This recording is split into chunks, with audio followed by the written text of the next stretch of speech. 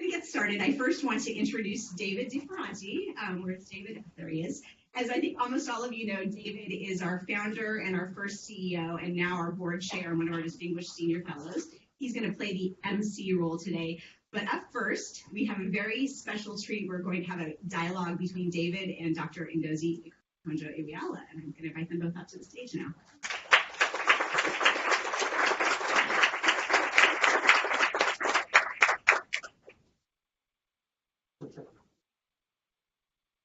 Thank you, Chief. And later today, I don't think I can resist saying a few short anniversary remarks. But we're going to focus now on this session. We have a very tight schedule, so we'll keep rolling. Now, there may not be a single person left on the planet who doesn't know Ngozi. But there are a few things about her, I have to actually read them all, that you may not know. Well, she's chair of a lot of things, including Gavi, which is very important initiative for the global science. See, a chair has to really know what she's talking about.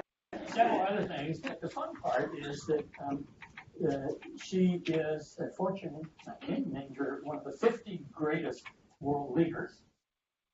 Time named her in the top 100 most influential people. Forbes, the top 3 most influential women. And she's also been named amongst the top 100 most inspiring people. She has 10 honorary degrees, several books.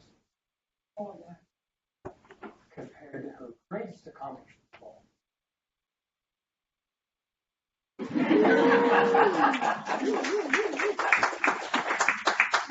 So, Ngozi, let's get started. And you're now, take yourself back to when you were finance minister, twice, whichever you prefer. And as you were wondering what choices to make as you design policies and programs, you wondered, well, what's the everybody outside government? I mean, pursuing to your local organizations out there that I can listen to. But tell us a little bit more about your journey thinking about all of that. About institutions. Well, I had 2 episodes as finance minister when I left the World Bank both times. The first one from 2003 to 2006, and then 2011 to 2015. Both quite challenging, especially the last part. But I mean, before becoming finance minister the first time, I didn't really know that much about how my country worked, because you're not allowed to work on your own country at the World Bank. At least it used to be that way. And so I knew it as a citizen, but didn't know running it, what was missing, what was there, and so on. But one of the most challenging things that I found when I first became finance minister was that we really, there were many missing pieces in terms of our institutions. So things that were not there, systems and processes that were not there, institutions that were quite weak. And for a country of our size, we are now 190 million. At that time, we were about 160 or so.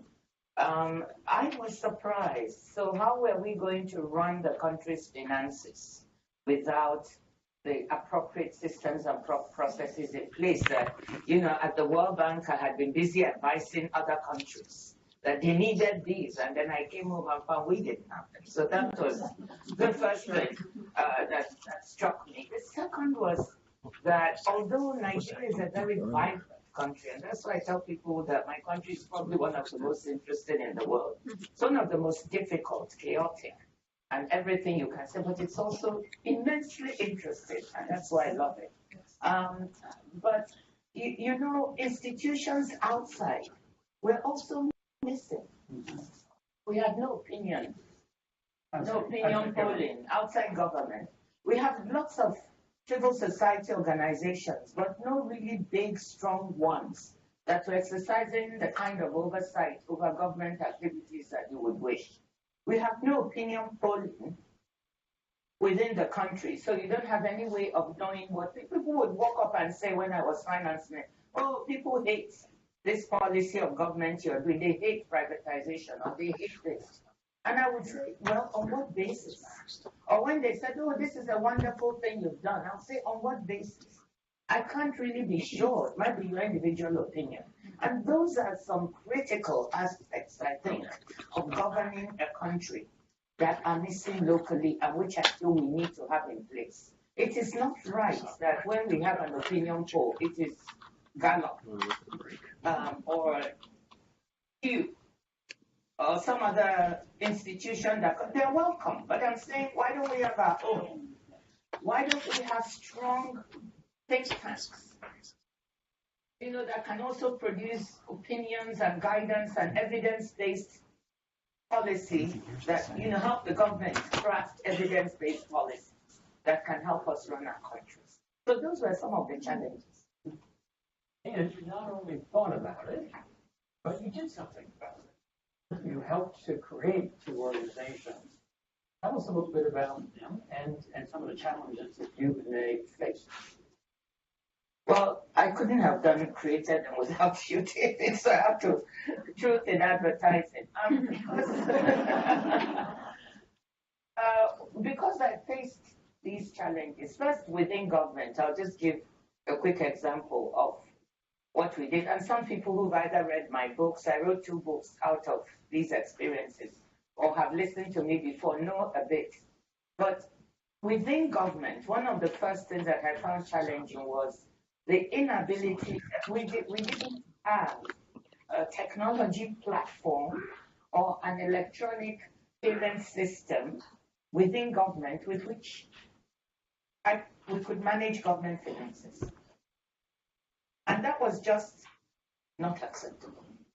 So to explain to people what that means that when I wanted to pay the Ministry of Agriculture or Health, let's take health because we have so many people from, and health workers, there's so many temporary, permanent, and so on. I'd have to transfer money to the Ministry of Health. And the Ministry of Health would then, they'll tell me we have 30,000 workers or 100,000 this month. We transfer money and then they would pay worker by worker. Can you see what loopholes that might lead to? It meant we were subject completely to each ministry giving me each month whatever they said was the count. And that led to a phenomenon in Nigeria called ghost workers. Because people introduced workers that were not there. And the fiscal impact on the budget was just not acceptable. Just to give you an idea, by the time we had put in a government integrated financial management platform, courtesy of support from the World Bank, we were able to put in also a biometric system, ID system, an integrated payroll and personnel management system that enabled us to have biometrics for every worker so we could pay them directly. And we were able to weed out 69,000 ghost workers and ghost pensioners. And we were able to save about $1.1 billion, if you take the lifetime payments and so on for government. And so that's just an idea of what I'm talking about. So this is idle things. Then, so that's on the inside. So we began to put in those kinds of systems, and I can come back to that later. On the outside, when I left, I said, okay, I've been really puzzled by the fact we don't have these organizations. So I set up a think tank, and then I set up opinion polling organization. And the pride I have today, now this is about 10 years ago now almost, it's that both are functioning. I don't even have much to do with them. They are sustainable and they are making a difference. So I tried to put my own action into work, but it was very tough. And I have to say, when we were doing both, I really had no experience in setting things up. You know, you've been working inside the World Bank and you're finance minister. Now it's time to set up first a profit-making entity and then a non-profit. The think tank, as you can imagine, you know, both of them were initially non-profit, both the opinion of polling and my brothers. I have three brothers who are very good business people, and they laughed. They said only our sister will set up entities that make no money. You know, so, but I found it such tough going on getting people to support setting these up. People say, you did? Yes, even me. So I pulled my savings. I couldn't really get any grants or anything or people to support. So with the savings I had, I decided, so David was there at the beginning, encouraging, helping, giving contacts. And I have to really thank him openly, because it was when he was in Brookings and that we were able to start doing this. And eventually, I just decided to go ahead, even without the support. So I just took the savings I had and set up both organizations. Initially, we had, as I said, non-profit. I had to turn one into a for-profit and figure out how it would make money. So that was the opinion polling. The think tank continued as a non-profit, and both of them are running very well. In fact, the opinion polling, we started with 5 staff. Then I left and put a CEO in place. He grew it to 15. The next one grew it to 53. And it now has 53 permanent staff, about 1,000 people in the field on a part-time basis, whom they call when they want to do polling. So that's just to show you. Great. Now, let's focus a little bit on the fact that you not only have played an important role in your country, Nigeria, but also in international organizations, the World Bank, and many other organizations that seek to be good partners for local organizations and countries. So you've been on both sides of the table. Talk a little bit about what you feel you've learned from that, and how, based on your experiences in Nigeria, you've learned something about how international organizations can do a better job of helping supporting change agents locally, and maybe also the other direction. Yeah. Well, the first point to make is what strikes you when you're working from home in any of our countries is just to reiterate a point. We're all in the development arena, but we have to remind ourselves. It becomes very clear to me that until we and the countries we serve recognize that nobody is going to develop them except themselves, we are not going to succeed. So when we are in as I joined as a young person at the World Bank, we are full of zeal. And we think we are going to come and solve the problems in these countries. But the problems are deep. They are complex, even in small countries. And you really have to be there to understand the dynamics and the political economy of what you're doing in order to make an impact. So you cannot, from outside, solve these problems, but you can provide very strong support. But unless you internalize that it's them going to solve it, and most of us don't internalize that, we think we're coming to solve the problems.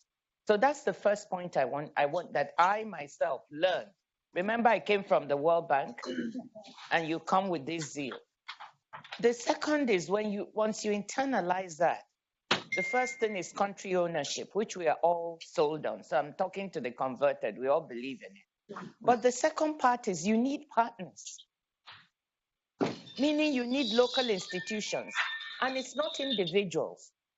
Many times as development workers, we fixate on individuals. So Okonjo-Iweala is the Minister of Finance. So, she's good. We will work with her. That's not the issue. The issue is what is the missing piece?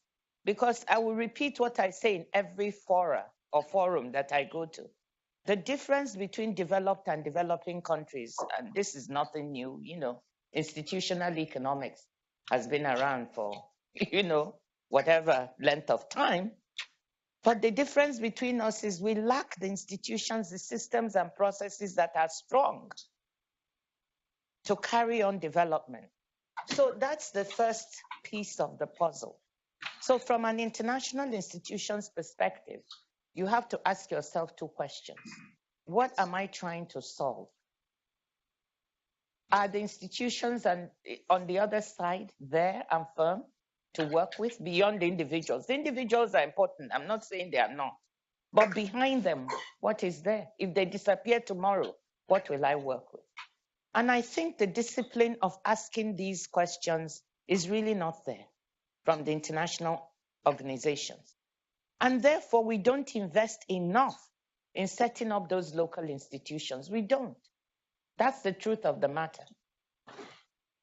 And we don't have the staying power it sometimes takes to build them up. Now, over time, the World Bank has, let me just take the bank because I know it's changed and invested a lot. It's not always been successful. Not been the biggest capacity building and institution building. But in some cases, it succeeded. You need that staying power. And I find that funders, and this is now my biggest peeve, they don't trust. You will see think tanks in developing countries. They get very little funding. Very little. Civil society organizations, very little. There is no trust. So if somebody wants to fund, they'll be looking around. They'll find an R4D. They'll feel comfortable giving R4D money to pass on to someone, to pass on to someone. But they will not want to fund an institution that is local. So there's a perception of risk. There's a perception of corruption. There's a perception of we don't know who these people are. And beyond perception, it can also be fact. There is some truth in that, but it's not all true. So the question we need to ask ourselves, and we ask is, how do we talk about de-risking projects when we are talking of investment, and even Masood knows in the recent work we did for the G20 on international financial governance, we talked about de-risking countries because there's a perception of risk. Well, the same is true in the support for institutions. How do we de-risk these institutions? How do we de-risk whole countries so that people feel comfortable investing in them? It's wonderful to have CGD, Center for Global Development, of which Masood is chair, R4D, but even Development Gateway, Jean-Louis is here, looking at me. All these institutions are here, but they can't solve the problem. How do these institutions help us partner, help us de-risk, help us create what we need to do to encourage investment? That's a great introduction to the whole day talking about. Couldn't have thought of anything better. But before we let you go, you have a continuing flow of good ideas. And one of them that you're spearheading, and you have once again roped me into it, is to look at the question, well, what local organizations are there out there? And let's take Africa, but it would extend beyond Africa. And what are their strengths and weaknesses, and what can be done to help them strengthen them and get over that, develop, to mature? And that is valuable information to those organizations themselves and to people in government who are asking themselves, who can I trust? And then to funders. So tell us a little bit about your vision on that to us. Well, David, I've roped you in, and Gina too, because you've done such a great job setting this up. But I think it was in self-defense. I can tell you, you cannot tell the number of calls I get for two things. People want to ask me all the time, well, we've had an application from such and such organization, either a CSO or, and we don't know. Do you know them? They're in Malawi. Can we trust them? Should we fund them? Or in Nigeria or in Kenya. I get that so often. Mm-hmm. And sometimes I know them, sometimes I don't. And then I try to give my opinion. But is this really an informed opinion that I'm giving to someone? Maybe I know the person who started it and have some confidence. There were so many calls. The other set of calls is from the private sector. You will not believe the number of calls I get from top people saying, well, such and such a person wants us to invest in their company, in Ghana or Nigeria or Kenya. Can you tell us about them? And I'm like, I don't know. So in pure self-defense, I started thinking there must be a way to have a systematic approach to these organizations so that if someone wants to fund them or wants to invest or partner, it is not based on, the word that I have. And by the way, some people go to due diligence companies, especially the private sector. So one day I said to someone, don't you have due diligence? They say, yes, we've done the due diligence, but we want to hear from you. But there must be a way to have a kind of system that will give us some level of confidence that on certain criteria that all of us believe in, this institution can be trusted. So it's not a personal opinion. So that's what led to the idea. So it was a very selfish kind of notion that got me thinking into how do I defend myself from all these calls. And so then I started thinking for a long time, this idea was going through me that we must have some kind of rating system coupled with some capacity building. Because if you find institutions that are good, but they are lacking on certain, and how do you then support them? To build them up so that they can indeed become bankable, if you will. So that's a bit the idea we have. I'm happy to say we've gotten, people are intrigued by it. We're going to focus on civil society organizations first, and we're going to focus on Africa. And we're still open to ideas, and we're going to set up this system, and we've gotten some funding to do it, to try and set it up. So there's a demand for it. So it would be wonderful if part of this we could think about and brainstorm ideas also during this session. So this initiative is just weeks underway. One of the first steps is to ask, well, how many organizations can we actually identify pretty quickly that fit this mold? And using the think tank in Nigeria that Ngozi set up, they have already identified 135 such organizations across Africa. And now the task is, how many more are there? And how can we assess the situation? So stay tuned for that. But before we let you go, Ngozi, what advice do you have to us, this whole group, during this day, as we talk about this question? You've already given quite a bit, which is exploring models for supporting change agents in local organizations. It's basically, I'm asking if there's anything you'd like to add to what you said further about, as said earlier, about, the problems need to be solved. They're deep. They need to be solved by the countries themselves. And international organizations who want to help need to understand that there's more than just zeal that's needed. But we're moving into a time when people are taking this up fresh vigor, as Gina noted. And it's possible to point people in a good direction. What would you add to what you said? Well, just two more things, really. One is that we have several people from developing countries here who also know both sides. They know the international side, they know the side from their countries. It would be interesting to hear from them what resonates in terms of the missing institutions and links. We need to know more. Mm-hmm. I think the second is we're in an era that intrigues me vastly, and that's what I'm hoping of technology. So when we're thinking of exploring new models for support, I would also like us to think about how do we use and harness technology to help us do some of the things that we may not have been able to do in a much more cost-effective way. Particularly when we think of support to civil society, and so are there models there that technology could help us do?